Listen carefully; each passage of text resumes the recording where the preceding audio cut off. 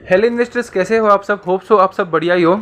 आज हम knowledge realty trust company के बारे में देखने वाले और इनके आईपीओ देखने के लिए मिला, उनके बारे में हम बात करने वाले, डिटेल्स देखेंगे, रिव्यू करेंगे इनके कंपनी के बारे में। सबसे पहले कंपनी देखती करती क्या है। कंपनी जो है is the largest office rate in India. Rate मतलब होता है रियल एस्टेट इन्वेस्टमेंट ट्रस्ट, जिसका जीएवी मतलब ग्रॉस एसेट वैल्यू जो है 6,19,989 मिलियंस का है। मतलब ये वैल्यू बहुत बड़ा है और इससे हमें देखने के लिए मिल रहा है कि लार्जेस्ट रेट इन इंडिया है। और as on 31 March it is also the second largest office rate global, मतलब ये ग्लोबली भी अगर देखा तो सेकेंड लार्जेस्ट रेट में आती है ऑल ओवर दी वर्ल्ड में।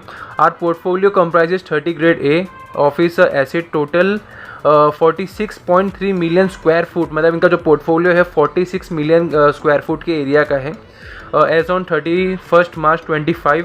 और अगर देखा जाए next cheese, in portfolio of 6 cities, मतलब 6 सिटीज़ यहाँ पे अवेलेबल दिखने के लिए मिल रहा है, जिसमें 24 बिजनेस पार्क का सेंटर्स हैं।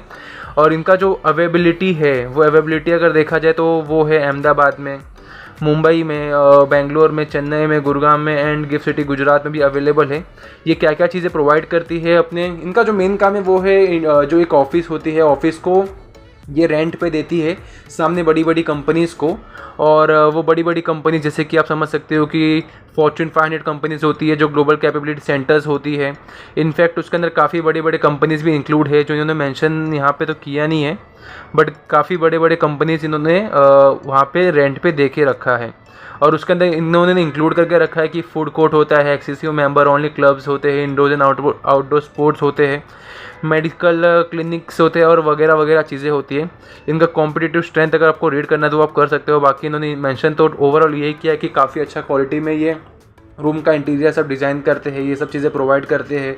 और हाई क्वालिटी एसेट्स इनका बहुत अच्छा सब कुछ इंफ्रास्ट्रक्चर में बना के देते हैं। अच्छे long standing tenant relationship, driving tenant retention and growth. मतलब ये अपने बिजनेस के बारे में बता रहे हैं कि ग्रोथ काफ़ी अच्छे से इनका हो रहा है। काफ़ी चीज़ें आपको रीड करना तो रीड कर सकते हो।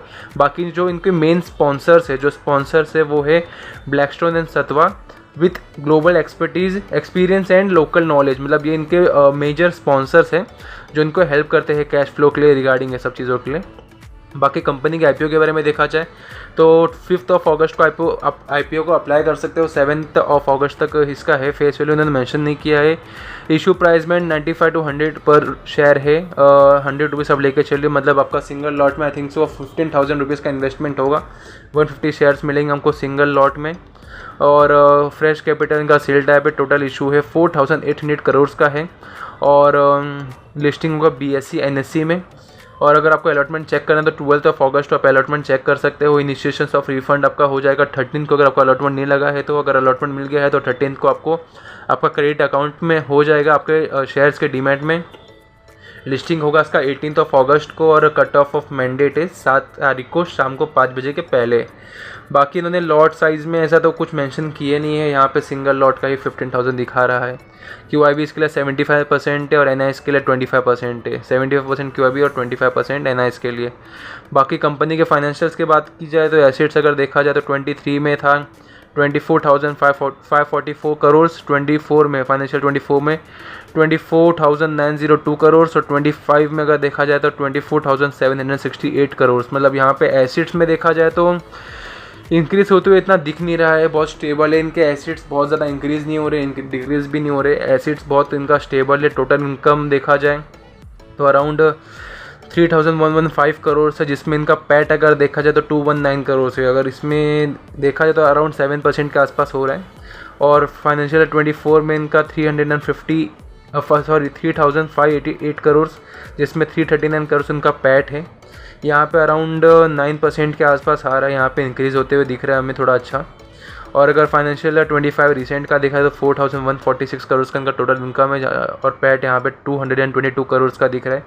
ये भी अराउंड 5% के आसपास दिख रहा है। मतलब यहाँ पे ज़रा एक नेगेटिव ये हो रहा है कि कंपनी के परसेंटेज जो पैट मार्जिन है टोटल इनकम के हिसाब से वो थोड़ा डिक्रीज़ हो रहा है, एक नेगेटिव हो सकता है। EBITDA देखा जाए फाइनेंशियल 23 में 2,494 करोड़, 24 में 2,830 करोड़ और 25 में 93 करोड़। एबिटा इंक्रीज़ होते हुए दिखा है फाइनेंशियल 24-25 में। ओवरऑल पर ईयर में इनका इंक्रीज़ होते हुए दिख रहा है 300 to 400 करोड़ के आसपास का एबिटा। और टोटल बोरोविंग्स भी इनका अगर देखा जाए तो 20,226-23 में 19,757, 24 में और 25 में 19,792 करोड़ का। मतलब बोरोविंग्स तो इन पर बहुत ज़्यादा ही मेरे को लग रहा है, बोरोविंग काफ़ी ज़्यादा है इनके ऊपर। ऑब्जेक्ट ऑफ इशू जो है ये मेजॉरिटी ऑफ मनी इनका टोटल आस्क कितना था, टोटल आस्क 4,800 करोड़ से, जिसमें 4,640 करोड़ इन्होंने मेंशन किया कि पार्शियल पेमेंट करेंगे अपने डेप्ट का, बाकी जनरल कॉर्पोरेट पर्पस के लिए। अगर ग्रे मार्केट प्रीमियम देखा जाए तो ग्रे मार्केट प्रीमियम में इनका कुछ अवेलेबिलिटी दिख नहीं रहा है, ग्रे मार्केट में इतना कुछ है नहीं। ओवरऑल देखा जाए तो मार्केट में अभी इनका ज़्यादा मैक्सिमम जो पैसा है ना अभी काफ़ी ज़्यादा हमें अच्छे IPOs देखने के लिए मिला है, उसमें लग चुका है ऑलरेडी। तो आई थिंक सो अभी इसमें इतना इंटरेस्ट देखने के लिए मिल नहीं रहा है, बट आई थिंक सो कल मंडे है तो कल से कुछ इसमें शायद ग्रे मार्केट प्रीमियम दिखने के लिए लग जाए। तो ये था बस एक एजुकेशन पर्पज़ के लिए मैंने रिव्यू बताया है, अपना एक व्यू बताया है। ये कोई टिप एंड कुछ वो ऐसा नहीं है कि आपको लेना है या नहीं लेना है, आपको खुद से एनालिसिस कीजिए, खुद के पर्सनल फाइनेंशियल कंसल्टेंट से एडवाइस लेके ही करिए, क्योंकि ये बस एजुकेशन पर्पज़ के लिए। दैट्स द वीडियो पसंद आया तो ज़रूर लाइक कीजिए, चैनल को सब्सक्राइब कीजिए सिमिलर कंटेंट के लिए।